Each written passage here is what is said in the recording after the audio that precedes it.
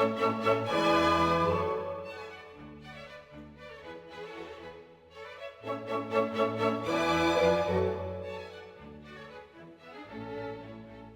very, very moved, and I'm very ému, as we say in French, as the series French Passions is about to kick off. For a very simple reason. I'm going to be very straightforward on this. You are so many here this evening, and it's really important for us because I don't know why you came. Actually, I don't know if you came. No, I mean, I don't know if you came because you wanted to listen to Will Self, or maybe you are big fans of Montaigne. I don't know. I just know one thing, and it's about myself. I'm so happy to be able to listen to Will Self talking about Montaigne, to have both these writers, even one is dead, obviously, both here at the Institut Français tonight. Because that's the whole point of French Passions, of the series. It's about reading, really, you know, about books nurturing our lives, being at the core of our lives. And if you are so many, so nombreux tonight, it's because obviously you share the feeling, and that's a good thing. Now, I want to thank Boyd Tonkin from The Independent, because Boyd was very supportive from the start with this project, and he eventually accepted to chair the series, so I'm very thankful for that. And above all, I want to thank Will Self, because apart from being one of my favorite writers, he immediately said yes when I got in touch with him. He wasn't, you know, afraid. You know, he could have thought, what are these crazy French people? You know how we are yelling at each other, discussing literature over and over, you know, frivolous. So thank you, Boyd. Thank you, Will, and let's do it. With the meeting of Will Self and Montaigne, we have not so much a battle of the giants. I think we have more a marriage of true minds, which of course is a phrase from one of Montaigne's earliest and warmest British fans, a certain William Shakespeare. Before it's hard to introduce Will, but I'll try all the same. I don't think there's a more versatile or inventive writer at work in the English language today. A writer of enormous audacity, of quite gleeful contempt for the boundaries between genres. Someone who always stimulates, always excites, and always takes us to places, psychological, social, artistic, that we have certainly never visited before. I was just looking, I realized that it's 20 years since Will published his first book, The Quantity Theory of Insanity, followed by other fictions such as Cock and Bull, My Idea of Fun, Great Apes, How the Dead Live, The Book of Dave, by several collections of short stories, and by non-fiction collected in books such as Junk Mail, Feeding Frenzy, and Psychogeography, which is based on a column in The Independent. Then last year we had Walking to Hollywood, a sort of personal mission or expedition where I really wouldn't quite know, if I were a librarian or a bookseller, where to shelve it, which I think is part of the point. Now, the third person on our platform this evening died in 1592, but his influence is certainly in the English-speaking and English-writing world perhaps more visible and prominent than ever. There have, amazingly, in the past 12 months, been 3 popular books explaining and exploring the life and work of Montaigne. Quite why this should be, I'm not sure, since I can't see that there's any obvious anniversary, but it just goes to show how present his spirit is for us. Now, I don't want to overload you with information in advance. Among Montaigne's 107 fantastic essays, there is a very funny one on pedantry, and I don't intend to go down that road. So it would be much more in the spirit of Montaigne to start with some words of his own, and I think Will has an extract that he wants to read. Montaigne, of course, battled a lot to express his own humility in the essays, sometimes with considerable success, but not always altogether credibly, as he... I think one of the fascinating things, of course, about the essays is that they remained inchoate right up to Montaigne's death and even beyond his death. So the many, many glosses that he added over the years, he reaches this kind of backwash position as a writer, where, of course, he's become famous while he's still working on the essays. I've decided to read this. This comes from the Penguin, when they reached their 60th anniversary, brought out a nice, tiny little book of 4 essays of Montaigne's. And this is a little selection from On the Art of Conversation that struck me for reasons that I'll explain, but I'll just read it to you first. Look and see who wield most power in our cities, who do their jobs best. You will find that they are usually the least clever.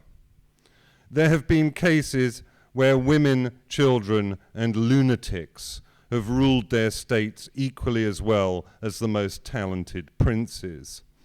Coarse men more usually succeed in such things, says Thucydides, better than the subtle ones do.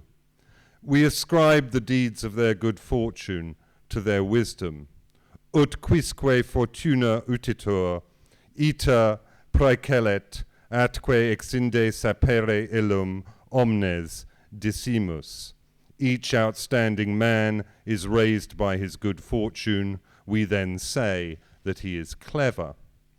That is why I insist that in all our activities, their outcomes provide meager testimony of our worth and ability.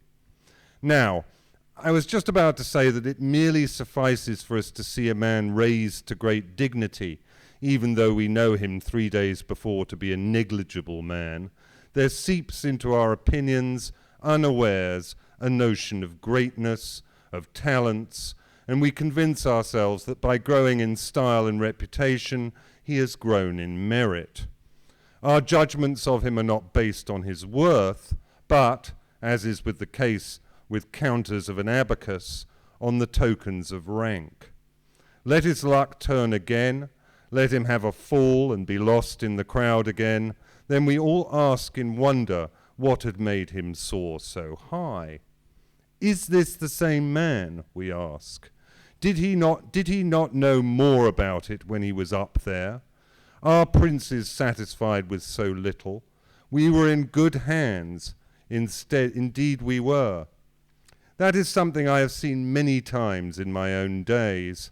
Why, even the mask of greatness which is staged in our plays affects us somewhat and deceives us. What I worship in kings is the crowd of their worshippers. Everything should bow and submit to our kings, except our intelligence. My reason was not made for bending and bowing. My knees were. I read that section, and then that night I had a dream that it used to be said, I think probably 25 or 30 years ago, that all British men had at one time or another had an erotic dream about the Queen. Curiously, you don't hear that said quite so much nowadays. But that night, after reading that passage of Montaigne, I had, if not an erotic dream about the Queen, I had a dream about the Queen, and it was slightly erotically tinged. I have to say that the Queen was played by Tilda Swinton in my dream, and approached me with her retinue, all of us in approximate late Renaissance Montaignian garb, and addressed me in very familiar tones and chided me for my republicanism. And I found myself in the dream struck by the Queen's bearing, her wit, her great Tilda Swinton-esque beauty, her aperçu, and at the end of our chat, it was a sort of receiving line, I found myself breaking out in a sweat as I bent my knee and called her Your Majesty, and awoke from this dream incredibly upset, as you can imagine, and realized pretty quickly, well, as I went downstairs, that it was the impact of Montaigne's observations on monarchy, which preoccupied him throughout his writing, that had this influence on me. And I thought, this is what people are talking about when they talk about the kind of customary acceptance of monarchies in that way. But more disturbingly, I then turned on the radio, and there was the news of the by-election results from Oldham, and I found myself still in a Montaignian mindset as I listened to this. He goes on in that passage to decry what he calls rule by the mob as well. And I found myself listening to these by-election results and thinking that maybe I didn't really believe in democracy either anymore. So that, for me, in a way sums up, I mean, there are very few writers, I mean, nobody's subconscious is of much interest to anybody else unless you pay them. But it did seem to me that that was very strange. I couldn't imagine a writer who would infiltrate my mind, not just as a series of images or as a kind of procession of conceits, but actually penetrate it intellectually into my dream life. And how do you think he does that? Is it to do with the way that he constructs an argument? Is the sense of going on a journey with him, following the movement of his mind so that he's taking you to places, to destinations that you never expected to reach when he sets out? I think it is absolutely to do with that. This is the translation by M.A. Screech, and I'm not really competent to say how close it is to the original Montaigne, but I think it is absolutely that quality of him as a writer of feeling that you are standing at his shoulder, or more exactly that you're engaged in some kind of strange conversation with him, and that no holds are barred, that he will take on a subject, and if he begins to feel that he has nothing to say about it, he'll interpolate something else. If he wants to go deeper into it, he'll go deeper into it, if something else occurs to him. And it is the free play of his mind that is ensorceling in that way, that seems to entrance one. Was this an instant hit with you when you first discovered him? Was it love at first sight? I had a kind of odd introduction to Montaigne. I can't claim to be... I started reading Montaigne in my early 30s, and I'd been, I wouldn't say ignorant of him up until that point, but I hadn't read him, and I didn't have a great awareness of him. And I went to live on a remote Scots island in the Orkney Islands, and one of the books I took with me was M.A. Screech's, at that time, relatively new translation of the essays. And I was very isolated on this island. I was completely on my own in a remote house. And I picked up the essays and felt that companionship that many people have commented on in relation to Montaigne almost instantly. It felt like a kind of kismet, because there I was completely isolated. And here was a book that supplied me with the most acute sense of the presence of another psyche imaginable. And I've never read Montaigne systematically. What I did then was to turn to the essays that had arresting titles and plunge into them, and rather like Montaigne himself, when I felt myself in some sense flagging, I'd read another bit, and it became part of the ritual of my day. And I've continued that relationship with Montaigne in the subsequent 20-odd years. Has it been roses all the way? Have there been fallings out? Moments where you felt slightly separate from him, or has the intimacy always persisted? I think the intimacy has persisted, but the strange thing, and I think it comes back to the passage I'd read, and in a way I probably should have gone on and read what he says about his kind of abhorrence.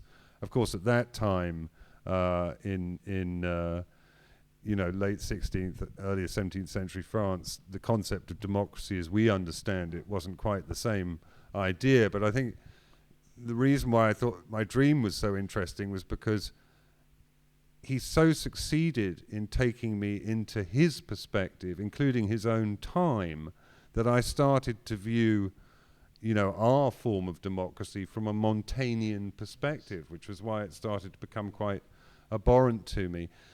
By which I mean to say that such is his ability to time travel as a writer, to feel psychically present, that you're quite pulled up short. I mean, even in reading that passage when he says that, he has seen women rule as effective. There are some people who like to present Montaigne as a proto-feminist. You can present him as a proto-environmentalist. You can a proto this, a proto that. But there are moments when reading that passage when I thought, oh, that's a bit misogynistic of you, Montaigne. You're kind of pulled up because you feel he must be with you, that he doesn't share all of your sensibilities. But that's not an alienation from him as a person, I don't think. It's more that what is it that one reads him as a friend, not as a guru? I don't think you read him as a guru, though of course that is to take him out of his time, because his impact as a philosopher was enormous and incredibly influential. I mean, just on the two next key figures in French philosophy to come along. I mean, Descartes was absolutely overpowered by Montaigne and constructed the discourses entirely as an aim to refute Montaigne. And of course Pascal as well was desperate to kind of deal with the problems that Montaigne threw up. And I think that one of the most interesting things about Montaigne is that of course there is, if not a systematic and architectonic philosophy, a very evolved philosophy there in the essays. But the funny thing is, for me, of course, is that both Descartes and Pascal they're scandalized by Montaigne.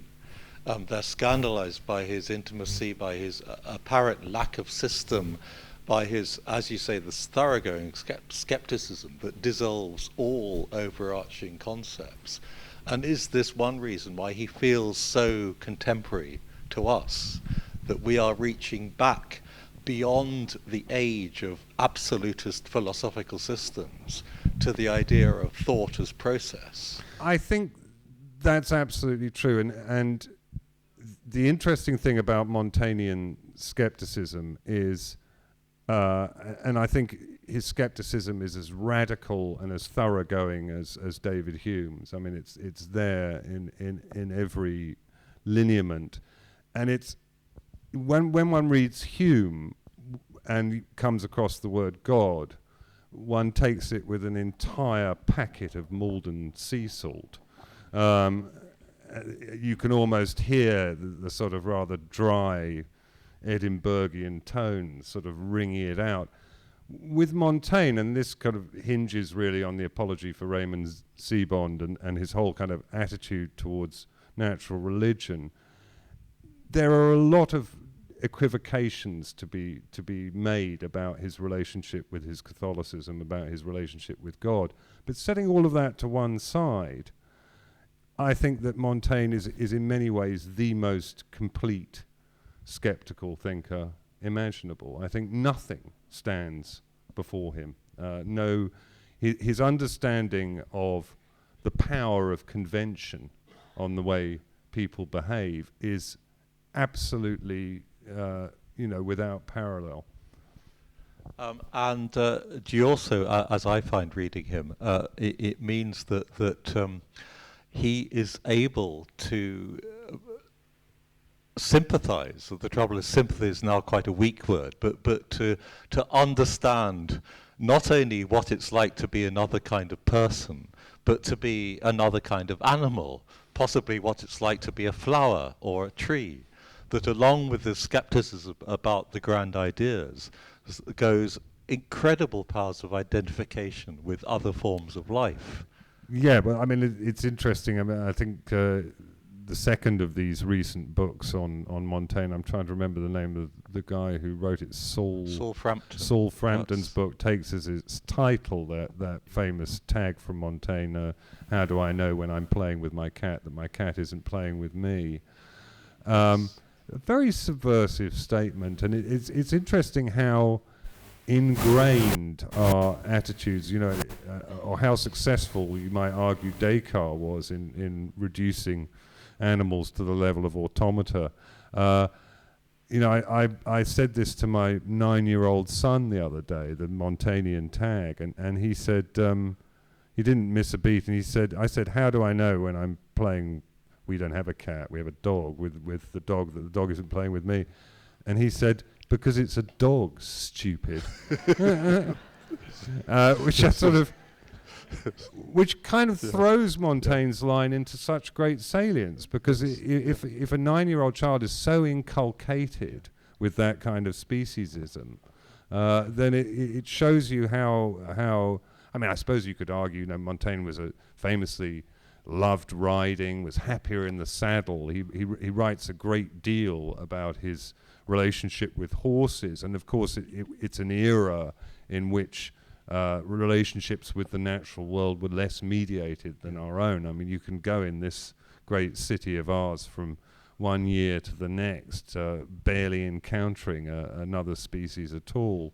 But all that being said, it was still incredibly subversive of him to dare that. And I think that too. I think of all the protos that are set up on his behalf, that idea that he felt an instinctive commonality with all of creation, amounting to an environmental consciousness, is probably the most valid. And are there any moments where you feel the opposite, where you are acutely conscious of the 400 years of cultural change that separate us from him? I mean, you mentioned ideas of democracy and so forth. Are there other areas where you feel he really is back there in his tower in Bordeaux, that we can't reach him? I think that's the paradox of Montaigne. The truth of the matter is, I always feel that. And I'm rather struck by the way in which all of those 3 books that have been published recently, all of them set Montaigne up as a kind of proto-blogger. They use that image of the way in which the internet has kind of allowed everybody to publish their kind of intimate thoughts in that way to the world, as a kind of paradigm and a way for us to sort of understand what the Montaignian project is. And I rather resist that. I find that a rather suspect idea, partly because I think there is no kind of comparison between the kind of early print age in which he was working and thinking and conceptualizing of what he did, and the kind of post-print electronic age within which people blog. I don't think that's the right model for what's going on between reader and writer and what the writer intends. But more than that, and far more importantly, when you read Montaigne, you're with a late, Renaissance mind immediately, because of the way in which he thinks about what it is to know things. And he thinks about what it is to know things absolutely solidly within the context of classical understanding and classical knowledge. There isn't probably more than 4 or 5 lines in any of the essays where he doesn't quote, usually from a Latin writer, because he was fluent in Latin and had the greatest commerce with those authors, or from a Greek writer usually translated into Latin. And that is so unlike the way in which we tend to think and write now. We don't think in a way, we don't require things to be substantiated by a kind of valency in that way. But don't you think there's a kind of constant dialectic here? Yes, he's quoting Plutarch, he's quoting Thucydides or whoever, and then he will tell you about kind of his headache, or what the dog is doing, or that there was a hailstorm last night, so that there's this constant switching between authority and experience. Yes, that's right. But I suppose what I'm saying here is the paradox for me is that while he seems very present to me, more present as a writer, I think the other two writers who I feel are uncannily present are Byron in his journals. I mean, everybody has their own thing, but for me, and Pepys in his diaries. But the way in which Montaigne is present to me is both as if he's here and as if he is speaking to me from his own age. And I think, again, that's kind of almost a function of timing. I mean, he is in a kind of midpoint. I mean, not actually a chronological midpoint, but he seems to me to be in a midpoint between the classical world and our own, and that he's acting as a kind of condensing flask of this kind of ancient wisdom, and as a kind of pre-modern or very early modern mind in uniting it with the free play of his immediate experience. Yeah. And in terms of his modernity, I suppose now when we have such an endless sort of circulation of books about the body and everything that can go wrong with it, and of course he was one of the first people systematically to write about his own physical incarnation and his ailments and his weaknesses. And does that strike you as being sort of particularly close to us? In a way, I suppose he was able to write about the body because he was in a position of relative comfort. I mean, despite this, his experience of his great friend's death at an early age, and the many children that he and his wife lost in infancy, and this kind of seminal experience he had of being kind of knocked from his horse and seriously injured, and then in the latter part of his life, the growing problem with the stone, which of course afflicted Pepys as well. Yes. Pepys underwent the operation for the stone. I don't think that was probably an option for Montaigne. So, his was not a life, as we know from the essays, devoid of physical pain. It was not so fantastically saturated with it and saturated with the bodily that he wasn't able to achieve some kind of distance from it. So again, yes, I think that is one of the kind of modern aspects of Montaigne, that he has enough repose up there in the tower, in his circular room, to be able to place his own physical sensations under the microscope of his prose. Do you think he has anything in particular to teach us about attitudes to religion broadly conceived? In other words, the convictions that other people have and how they relate to our own? Well, I think in many ways that's the philosophic nub of Montaigne. I think that's obviously what upset Pascal quite so much, and I think that it's a very difficult area to enter into, and you're never sure with Montaigne whether he's not just covering his back. The essays were begun at a period of really dreadful kind of internecine religious wars. it was a period in which the equivalence between religion and political ideology was more or less exact. And you know, there are many people, I think even today, who really want to do a strange thing with Montaigne. They want to take all the skepticism and the full weight of the skepticism, and somehow they leave him. It reminds me of kind of English Tories in the old sense. They still want to leave him with the old religion sort of wrapped around him. And even in that passage I read there, though it isn't directly about religion, his attitude towards monarchy can be read as being redolent of that. The idea is, you know, we must accept that everything is convention, and therefore we must be skeptical about it. But at the end, we still need some convention, and that seems to be what he's saying about his relationship with Catholicism.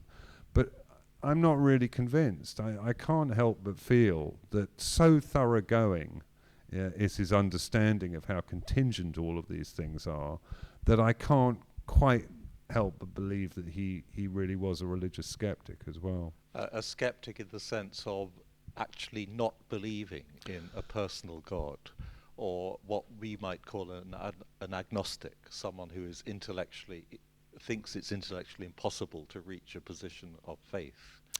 I'm not quite sure I agree with your definition of what an agnostic is. I would say an agnostic was somebody who quite simply didn't know, and I think that's what Montaigne is. But of course, I would say that being an agnostic myself, and I want to, you know, and I think everybody's urge is to somehow remake Montaigne in their own image, and that's the part of the problem of his intimacy. I do know that, and when I read the accounts that wish to leave him with the old religion garbing him, I feel kind of irritated, and I think, well, my Montaigne, you know, he wouldn't have done that, but for it being part of the customary, you know, as customary as sort of drinking Vitel at l'Institut Français. You know, that's what I think Montaigne's Catholicism is like.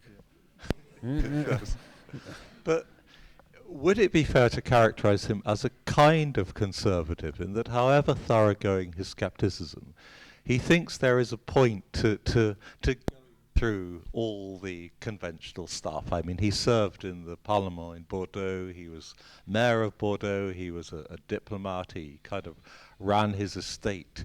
There was no sense that he was in conscious revolt on the level of behavior against his time. No, that's absolutely right, and that's why I say I'm guilty of trying to remake him in my own image. And again, it's this problem of his astonishing intimacy as a writer that leads you into the trap again and again of not, you know, accepting that he's absolutely his own man and he's doing his own thing. And I think that's right. He is a conservative with a small c, and he believes, and he has seen so powerfully the kind of effects of anarchy and of misrule that he doesn't really want any part of it at all. He wants he wants, again, it's a paradox. He wants us to be able to absolutely question convention, but to understand its value at the same time, and its value particularly in, you know, de Tocqueville's maxim was really made for Montaigne. You know, the law is there to dissuade our worst impulses, not encourage our best. And I think that would be Montaigne's position as well. And when it comes to his account of the pleasures of life, does that ring as true now as it would have done for him, in that he is kind of such a wonderful writer to tell you how to enjoy a glass of wine, or a walk in the country, or a ride on his horse?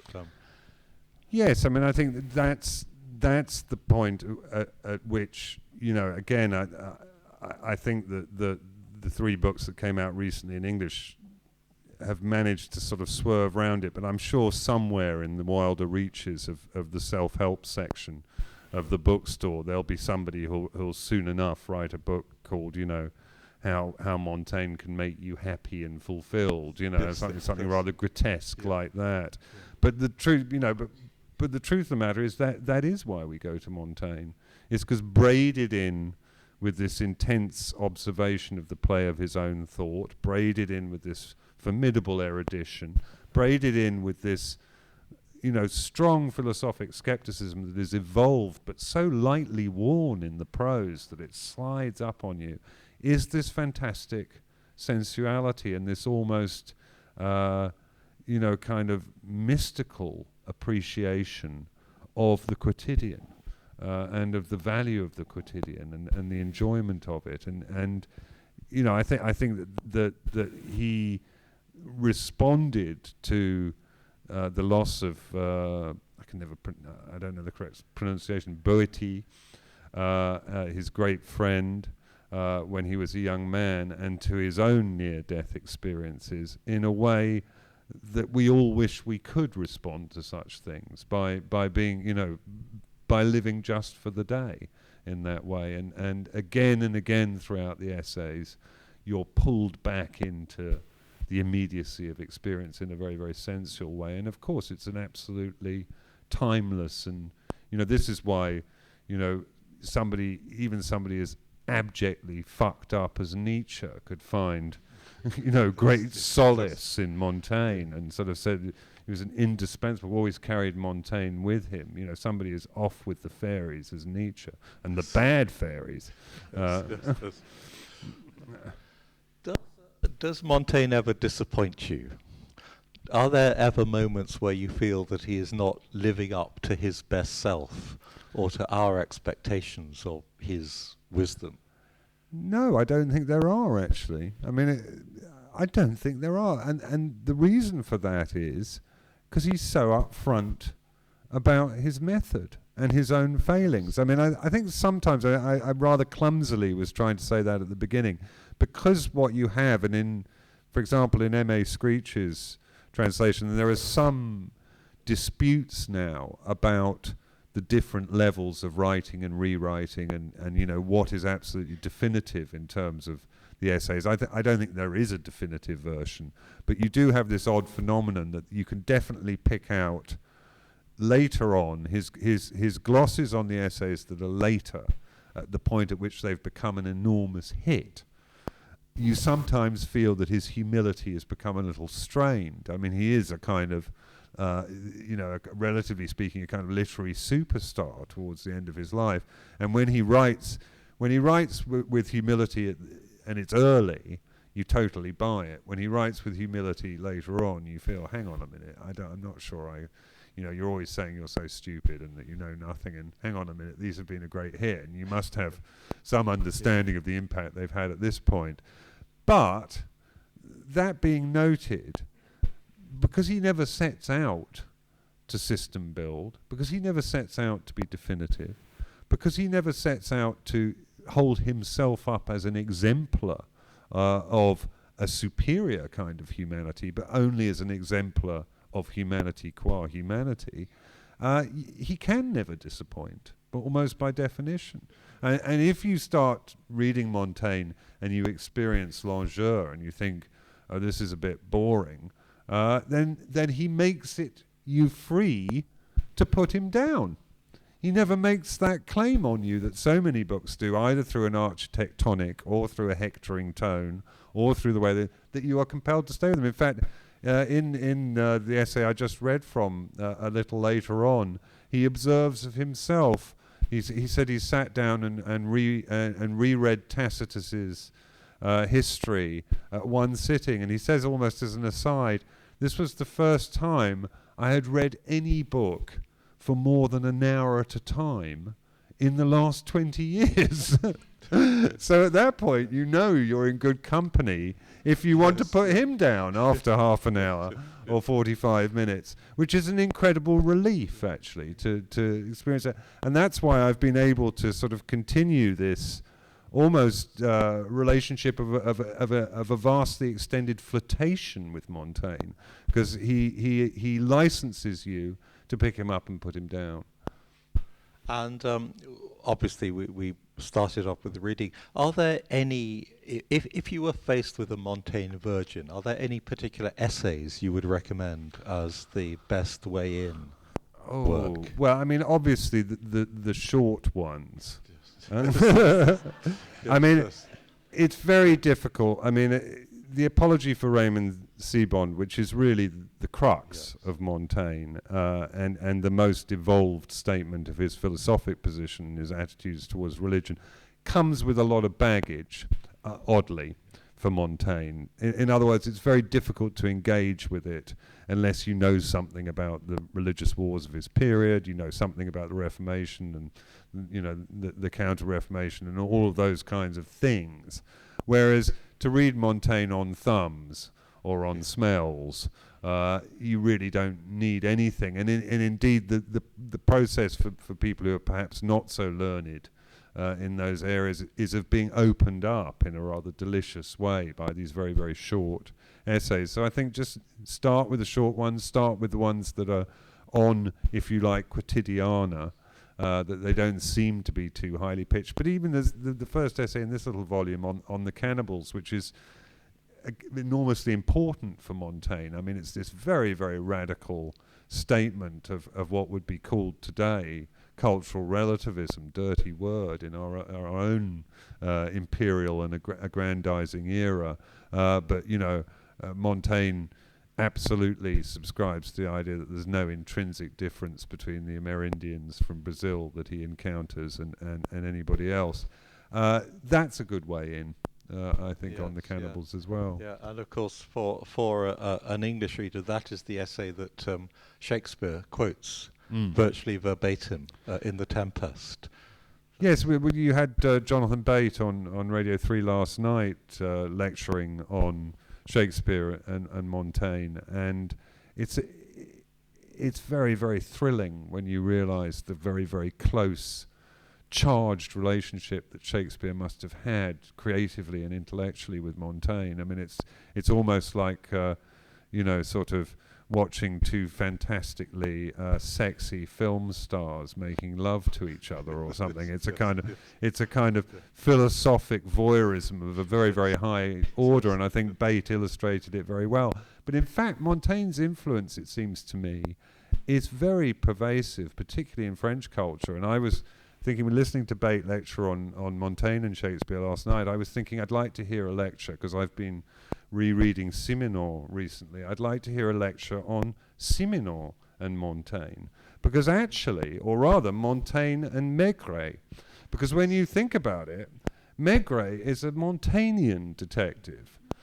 He's absolutely obsessed by the free play of his mind. He's obsessed by in media res, just he has to be in the place. He's not interested in logico-deductive systems. He's obsessed by the sensual and the quotidian in life. And indeed, Simenon, in reflecting Maigret, and even in the Roman Dur, is doing exactly the same thing. I mean, I've never seen it ever written up that Simenon was influenced by Montaigne, but I think it an almost inescapable conclusion. We have this travel journal that was actually dictated to his secretary when he undertook these travels towards the end of his life. But it's not really kind of systematically there in the essays, this idea of travel. I mean, there's definitely...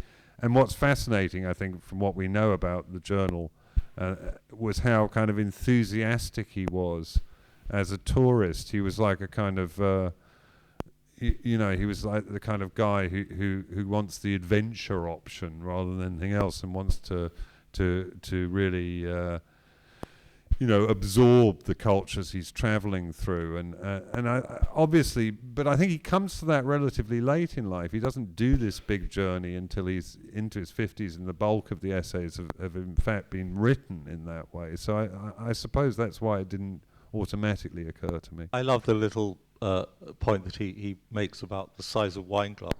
In Germany, they're too big. In Italy, they're too small. Well, I mean, that sums it all up, doesn't it? We understand the world not as you know, theoretical physicists would ask us to understand it, as a mathematical construct that we can apprehend from outside, and we don't necessarily understand it perhaps as poets would like us to understand it, as a series of elusive and and metaphoric remarks from which we move to understanding the metaphrand, we understand it absolutely as agents. And we understand it not only as agents by lifting up Vittel bottles and putting on our pants and coming to the Institut Français, we also understand it as actors in the drama of our own mind. And I think he does very, very much begin to you get the feeling through the essays that he's beginning to think to himself, I've really kind of cracked something here. I really do understand something very profound. But again, it takes somebody who is at least instinctively, I mean, again, it's interesting about his kind of red Toryism, if you like. It takes somebody who is in many ways, and again, going back to the passage I read at the beginning, who absolutely sees through the pretensions of power in all its forms and the kind of vanities of the world, to be able to pull it off, you know, to be able to be in that practice. One thing that's very much missing from our understanding of Montaigne, and it's something that actually, if you get the opportunity to read M.A. Screech's introductory essay to his translation of the essays, I think he writes about very well, whereas actually the three recent books, even, is it Sarah Bradford, even her book, which I think is the best of the three in a way, and attempts to give a very rounded picture of Montaigne, I don't think she gets either, is that I don't think we can altogether take him at his word about his relationships with other people. You know, what we do know is that he was engaged in some quite nasty litigation with his mother, that he had we can only assume that his relationship with his wife was quite distant in all sorts of ways. So you know, you know, if we work on a character based on Montaigne, on his own estimation, I don't think we'd be necessarily approaching what he was possibly like. Thank you very much, Will. Thank you, Boyd. Thank you.